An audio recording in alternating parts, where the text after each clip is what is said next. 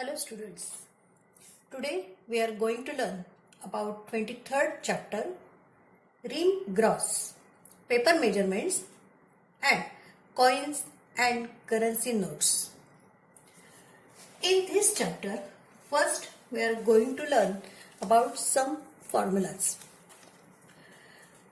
Here is 1 dozen. You know about the 1 dozen. 1 dozen म्हणजे 12. हे तुम्हाला माहित आहे. 1 gross is equal to 12 dozen. 1 gross is equal to 12 dozen. 1 quire is equal to 24 papers. These all formulas about related with papers. आपण ज्यावेळेला 1 gross घेतोय वस्तू किंवा 1 ग्रॉस पेपर्स घेतोय तेव्हा ते किती आहेत तर 12 डझन. 1 क्वायर घेतोय which is equal to 24 papers. 24 that means 2 dozen because 12 means 1 dozen, 24 means 2 dozen papers.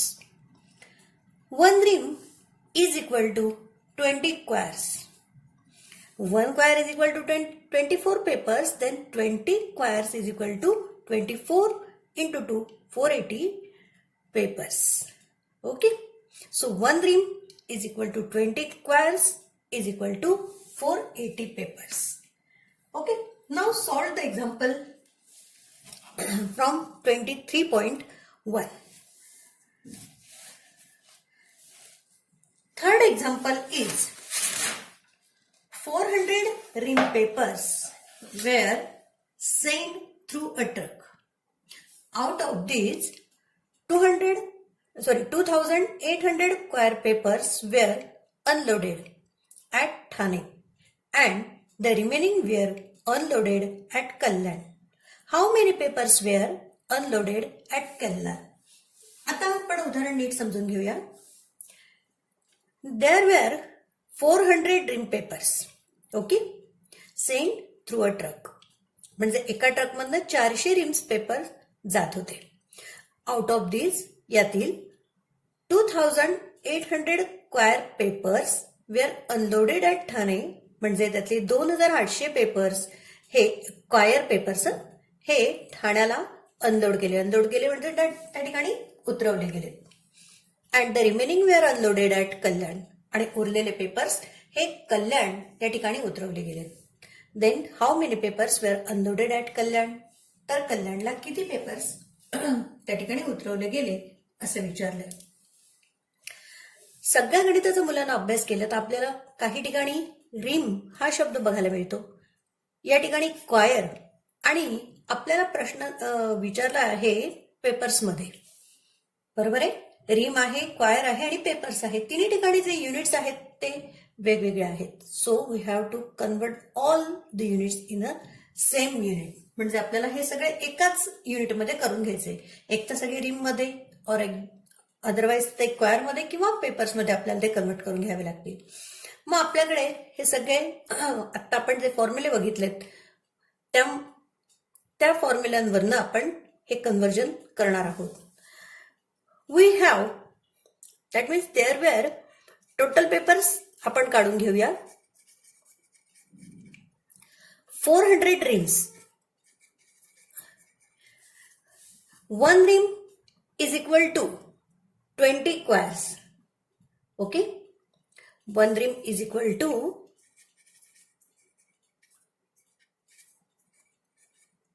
20 quires.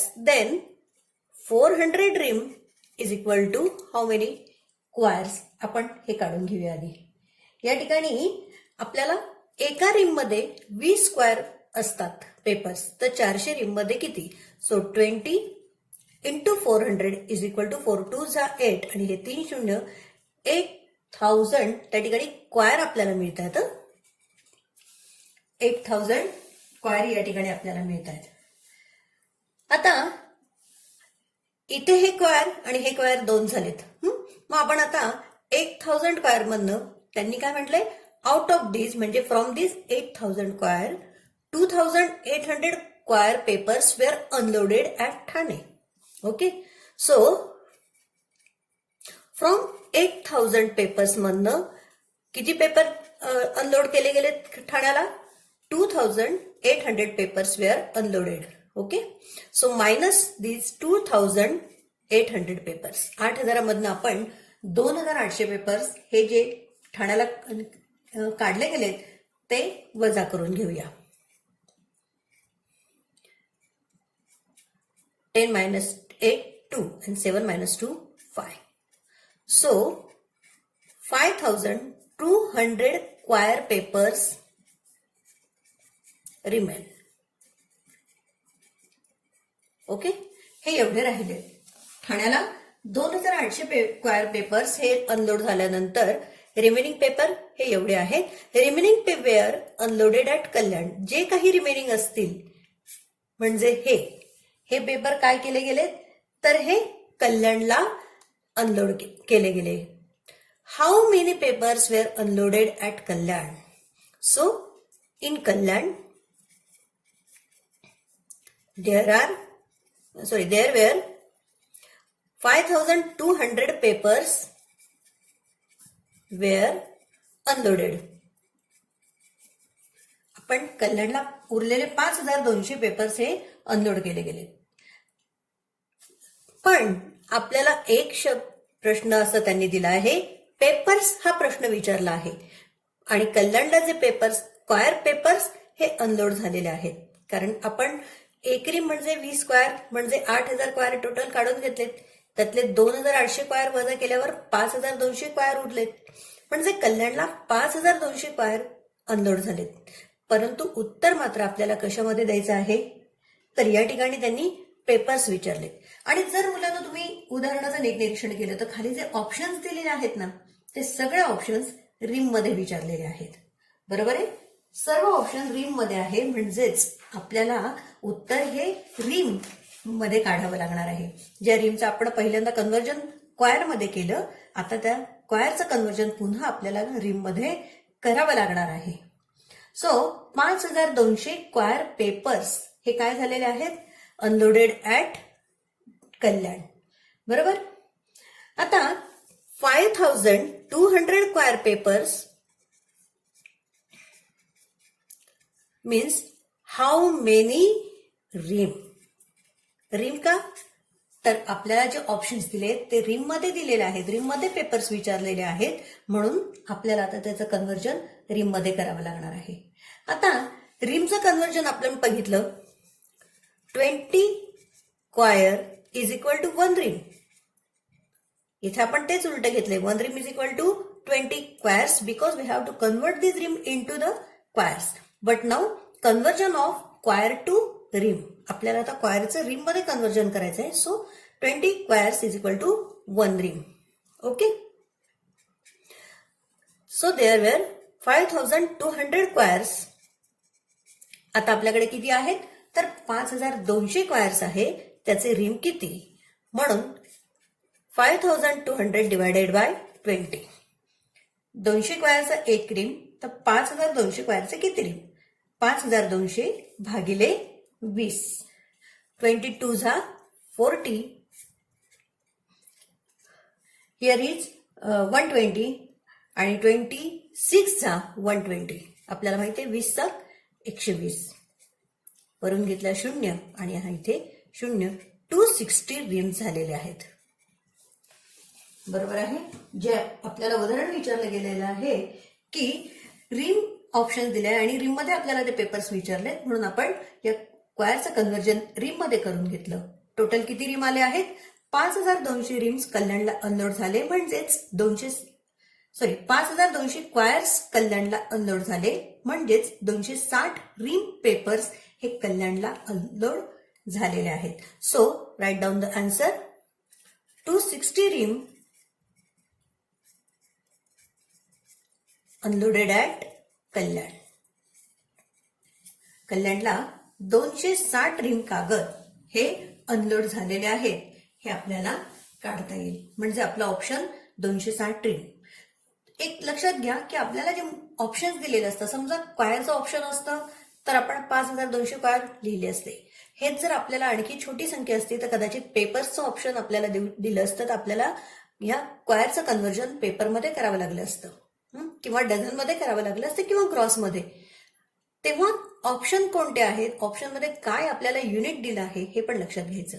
आपल्याला रिममध्ये विचारलं म्हणून आपण हे कन्व्हर्जन रिममध्ये करून त्या ठिकाणी उत्तर काढलेलं आहे. अशा पद्धतीने उत्तर काढायचं मात्र लक्षात ठेवा. Next example is fourth example. Out of 1 ream paper 5 quires were used for printing and 36 papers were wasted during printing. How many papers remained? म्हणजे प्रश्न असा आहे की एकूण 1 रीम पेपर्स पैकी 5 quire were used for printing म्हणजे प्रिंटिंगसाठी वापरले and 36 papers, only papers, 36 papers हे वेस्टेड ड्युरिंग प्रिंटिंग म्हणजे वाया गेले. Then how many papers remain? तर किती पेपर्स राहिले? Here are also the units are different. Here is ream, here is quire. Question is how many papers. Okay, इथेही आपल्याला वेगवेगळ्या प्रकारचे युनिट वापरले. बघा, काय एका ठिकाणी रीम दिले, आउट ऑफ रीम हे पेपर्स दिलेत, त्यातले वापरलेले क्वायरमध्ये दिलेत आणि उरलेले आपल्याला पेपर्समध्ये विचारलेले आहेत. मग आपण आता सगळ्यांचं कन्व्हर्जन एका सेम युनिटमध्ये करून घेणार आहोत. ओके, 1 रीम टोटल होते, so 1 रीम is equal to 20 choirs. हे आता आपण पाहिलं. 20 quires is equal to 480 papers. हे आपण आता पाहिलं. आपण त्याचं सगळ्यांचं कन्व्हर्जन पेपर्समध्ये आता करतोय. आपल्याकडे टोटल 1 रीम पेपर होते म्हणजेच 20 स्क्वायर पेपर होते म्हणजेच 480 पेपर्स आहेत होते आता. ओके, आउट ऑफ दिस आता यांनी 5 स्क्वेअर्स म्हटले, 5 स्क्वायर म्हटले. 5 स्क्वायर म्हणजेच किती पेपर्स? तर आपल्याला माहित आहे या ठिकाणी 5 स्क्वायर, 1 स्क्वायर म्हणजे 24 पेपर, बरोबर. 1 क्वायर इज इक्वल टू 24 त्या ठिकाणी पेपर्स येतात. So 5 quires is equal to 24 into 5, 120 papers, बरोबर. आता 480 पेपर्स आपल्याकडे आहेत, त्यातले 120 पेपर्स, 5 स्क्वायर्स म्हणजेच किती? 120 papers were used for printing. त्यातले आपण 5 स्क्वायर म्हणजे 120 पेपर्स आपण काय करणार आहोत? मायनस करणार आहोत. जे कशासाठी वापरले? For printing. 480 मायनस 120 किती बाकी राहिले ते आपण बघणार आहोत. 0 minus 0 0, 8 minus 2 6 and 4 minus 1 3. 360 papers remained. यातले किती पेपर्स उरले? 360 पेपर्स उरले आहेत. त्यात त्यांनी म्हटलंय 36 papers were wasted during printing. त्यातले 36 पेपर्स हे प्रिंटिंग करताना काय झालेत? खराब झालेत. सो 360 मधनं 36 पेपर्स पण आपण मायनस करणार आहोत. का? तर हे प्रिंटिंग करताना खराब झालेत. आणि प्रश्न विचारला पुढचा की हाऊ मेनी पेपर्स रिमेंड. तर आता किती पेपर्स राहिलेले आहे? मग 360 मधनं आपण हे 36 पेपर पण काय करणार आहोत? मायनस. 10 मायनस 6 4, 5 मायनस 3 2 आणि हिअर इज 3. मग आता आपल्याकडे किती पेपर्स उरलेत? 324 papers remained. या ठिकाणी त्यांनी असं म्हटलंय की टोटल एकूण जे 1 रीम पेपर्स होते, 1 रीम पेपर्स म्हणजे 480 पेपर, त्यातले 5 स्क्वायर गेलेले आहेत, बरोबर. 5 स्क्वायर गेलेत. 1 स्क्वायर म्हणजे 24, 5 स्क्वायर म्हणजे 120. 120 पेपर त्यातले गेलेले आहेत, मायनस झालेले आहेत प्रिंटिंग साठी. त्यानंतर 36 पेपर्स हे वेस्टेड आहेत म्हणजे वाया गेलेत प्रिंटिंग करताना. So 360 minus 36, 324 papers remained. त्यातले 324 पेपर हे उरलेले आहेत. Okay, then next example is 7th example from 23.1. Example is Dhanesh has rupees 1020 in equal number of notes of rupees 50, rupees 20, rupees 10, rupees 5. What is the number of rupees 50 notes has he with him? म्हणजे धानेशकडे एकूण 1020 रुपये आहेत. पण ते कसे आहेत, equal number of notes of rupees 50, 20, 10 and 5. म्हणजे त्याच्याकडे 50 रुपयाच्या, 20 रुपयाच्या, 10 रुपयाच्या आणि 5 रुपयाच्या सारख्याच नोटा आहेत आणि सगळे मिळून त्याच्याकडे 1020 रुपये झाले. तर 50 रुपयाच्या किती नोटा त्याच्याकडे आहेत. Okay, so equal number of notes, suppose आपण त्या एक्स मानूया. Equal number of notes x, त्याच्याकडे एक्स नोटा आहेत, प्रत्येकी एक्स आहेत. ओके, सो मग 50 रुपयाच्या पण एक्स नोटा आहेत म्हणून त्याची प्राइस किती झाली, 15x. 20 रुपयाच्या पण एक्स नोटा आहेत म्हणजे त्याची प्राइस किती झाली, 20x. 10 रुपयाच्या पण एक्स नोटा आहेत म्हणजे प्राइस 10x अँड 5 रुपयाच्या पण एक्स नोटा आहे, so price is 5x. Right, म्हणजे एकूण 15x आहे. 50 रुपयाच्या त्या एक्स नोटा म्हणजे 15x, 20 रुपयाच्या त्या नोटा म्हणजे त्याची प्राइस आली, व्हॅल्यू आली 20x, 10 into x 10x आणि 5x. ओके, ह्या सगळ्यां मिळून जी काही प्राइस येते ती किती आहे, 1020. So 15x plus 20x plus 10x plus 5x is equal to 1020 rupees. बरोबर, हे सगळ्या मिळून 1020 रुपये होतात. म्हणजे किती झाले, 50 plus 20 70 plus 1 plus 10 80 plus 5 85x is equal to 1020 रुपये. मग आपल्याला x ची किंमत काढायची, so x is equal to 1020 भागिले 85. बरोबर, 1020 भागिले 85. आपण या ठिकाणी भाग देऊया. 85 एक 85, 12 मधनं 5 गेले 7 आणि इथे 9 8 गेला 1 वरून घेतला शून्याचा. आता 85 ने कितीचा भाग बसेल, तर 8 2 16 म्हणजे 2चा बसू शकतो. सो 25 into 2, 5 2 जा 10, 8 2 जा 16 प्लस 1 70. सो 85 2 जा 170 म्हणजे x इज इक्वल टू 12. बरोबर, x म्हणजेच काय आलं, equal number of notes are 12. मग आपण इथे लिहायचं equal number of notes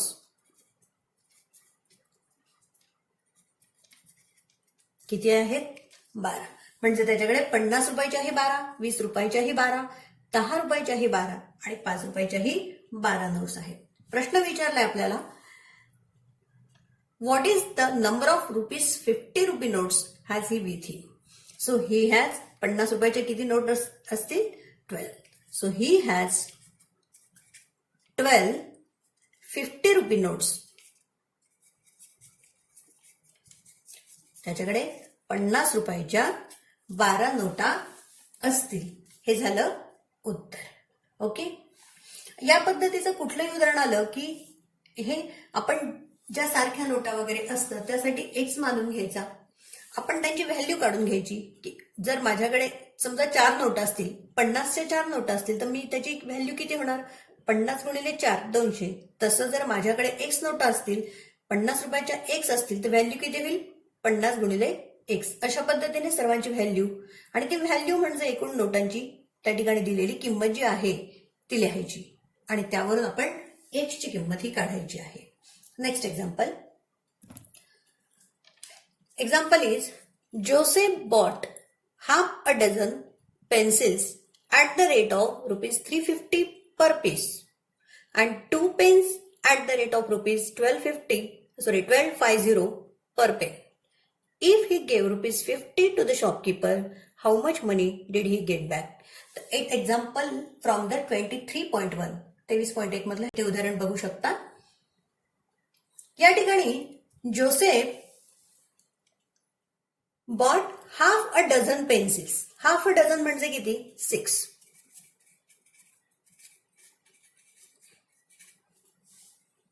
okay, half a dozen म्हणजे 6. ओके, त्याने जोसेफने 6 पेन्सिल्स घेतला at the rate of rupees 3.50 म्हणजे 350 रुपीज. ओके, पर पीस. एका पेन्सिलची किंमत किती? 350 इंटू 6. 6 पेन्सिलची किंमत आपल्याला काढायची आहे. ओके. त्यानंतर 2 pens at the rate of ₹12.50 म्हणजे 12 रुपये 50 पैशाप्रमाणे 2 पेन घेतले. So 1250 into 2 pens. आपल्याला पेन्सची पण किंमत काढून घ्यायची आहे. हे पेन आहेत, हे पेन्सिल्स आहेत. 2 पेन्स. ओके. मग आपल्याला आधी या दोघांची किंमत काढून घेऊया. 3 रुपये 50 पैशाला 3.50 रुपीज इंटू 6. 6 0 जा 0, 6 5 जा 30, कॅरी ओव्हर 3, 6 3 जा 18, 18 प्लस 3 21 रुपीज. ओके. आपण या पद्धतीने 21 रुपये ही पेन्सिल्सची किंमत काढून घेतली. पेन्स 1250 रुपीज, दॅट मीन्स 12 रुपये 50 पैशाला 1 तर 2 पेनची किंमत किती? आता 12 दुणे 24 आणि वरचे 50 पैशांचा 1 रुपया असे 25 रुपीज ही पेन्सची किंमत झाली. टोटल किती झालेत? 46 रुपीज झालेत. He gave ₹50 to the shopkeeper.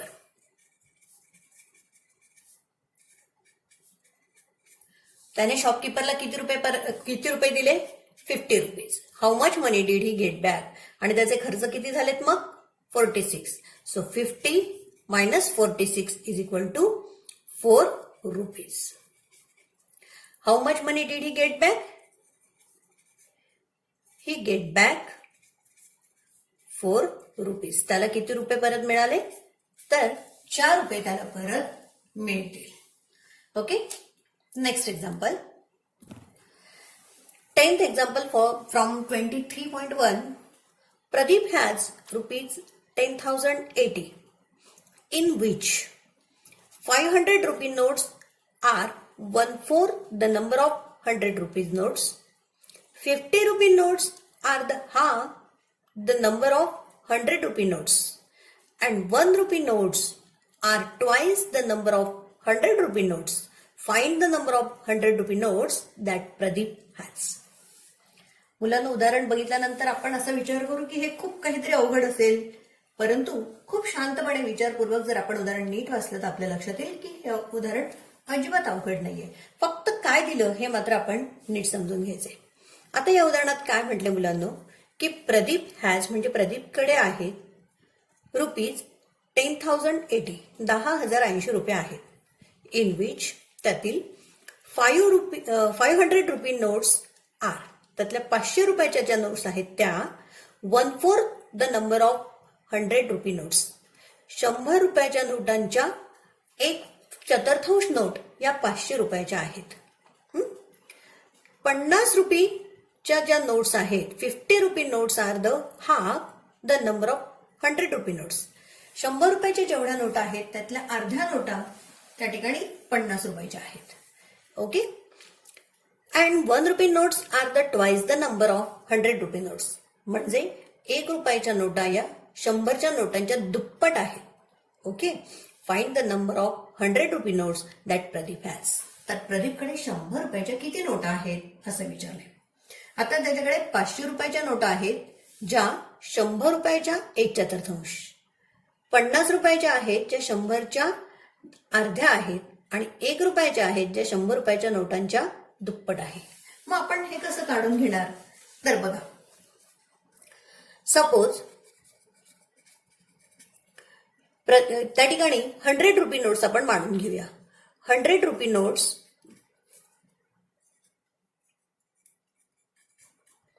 X. प्रदीपकडे 100 रुपयाच्या किती नोटा आहेत असं मानलं आपण?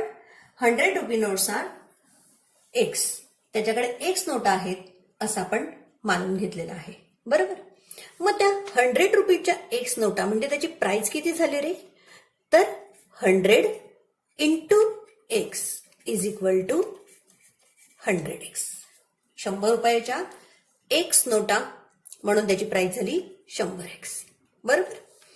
त्यानंतर 500 रुपीच्या नोटा काय म्हटले? 500 rupee notes are 1/4 the number of 100 rupee notes. 500 रुपीच्या नोट्स आहेत त्या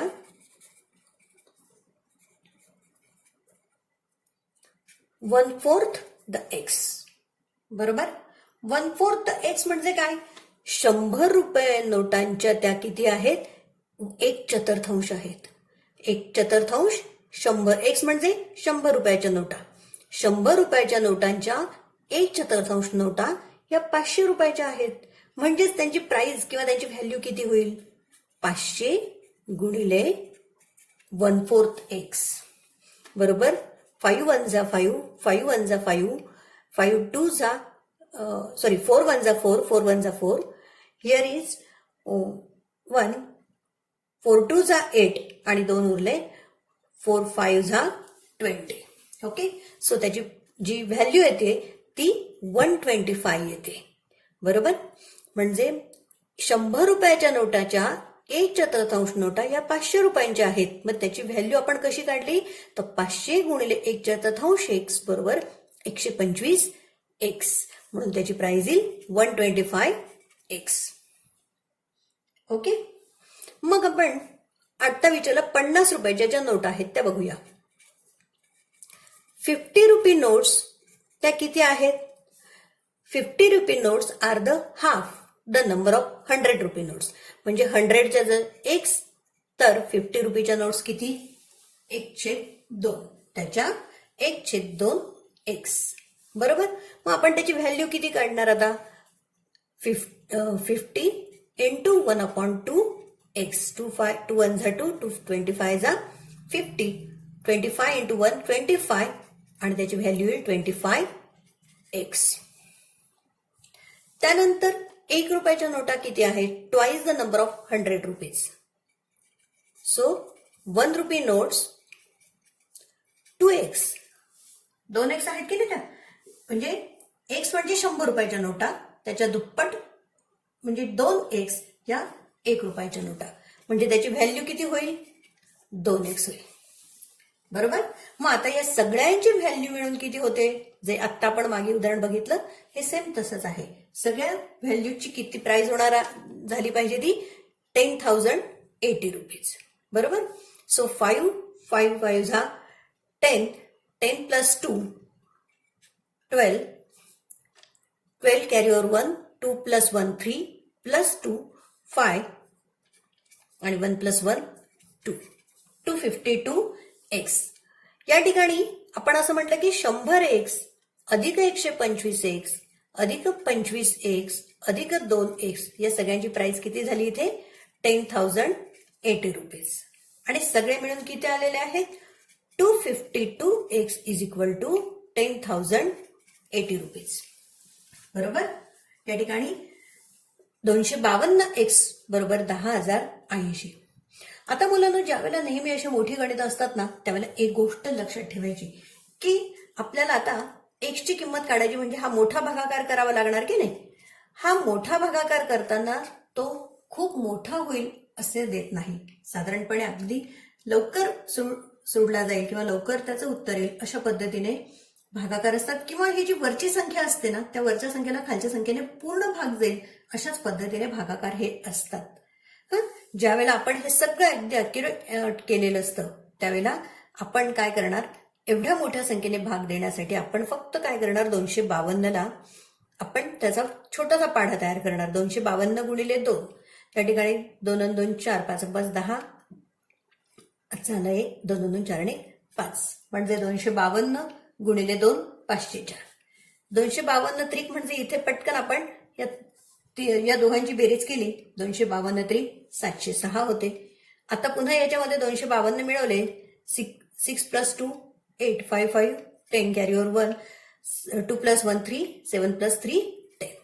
आलं का बरोबर? येतंय उत्तर. म्हणजे अशा वेळेला नेहमी लक्षात ठेवायचं की खूप मोठे भागाकार वगैरे जरी असले तरी ते पूर्ण भाग जाणारे असतात आणि पाढा हा सोप्या पद्धतीने असा पटकन करून घ्यायचा.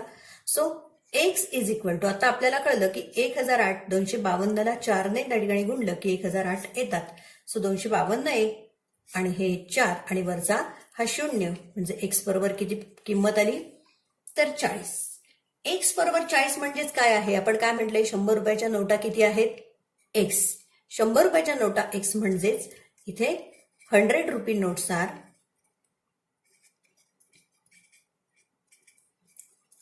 40. बरोबर. 100 रुपयाच्या 40 नोटा आहेत. प्रश्न विचारलाय आपल्याला काय? Find the number of 100 rupee notes that Pradeep has. So Pradeep has 100 rupee notes म्हणजेच 40 नोट्स. त्या 100 रुपयाच्या त्या ठिकाणी किती नोटा असतील प्रदीपकडे? तर 40 नोटा असतील. ओके. बघा हे उदाहरण नीट समजून घ्या परत एकदा. आपण 100 रुपयाच्या नोट्सचेच हे सगळे कन्वर्जन आहे की याच्या 1/4 1/2 म्हणून आपण 100 रुपयाच्या नोटा एक्स मानल्या, त्याची व्हॅल्यू आली 100x. 500 रुपयाच्या नोटा या 100 रुपयाच्या नोटाच्या 1/4 म्हणून आपण त्याची पण व्हॅल्यू या पद्धतीने काढली. 50 रुपयाच्या नोटा या 100 रुपयाच्या नोटेच्या 1/2 म्हणून त्याची आपण या पद्धतीने व्हॅल्यू काढली. आणि 1 रुपयाच्या ह्या दुप्पट होत्या म्हणून त्याची व्हॅल्यू लिहिली. सगळ्या नोटांच्या व्हॅल्यूंची किंमत किंवा व्हॅल्यू ही त्याच्याकडे असलेल्या एकूण रुपये इतकी आहे, म्हणजे 10,080 इतकी आहे. मग आपण ह्या सगळ्यांची बेरीज केली ती इतकी आली. यावरून आपल्याला 252x बरोबर 10,080 म्हणून आपण x ची किंमत काढली. तर अशा पद्धतीने आपण x बरोबर 40 हे उत्तर या ठिकाणी मिळालेलं आहे.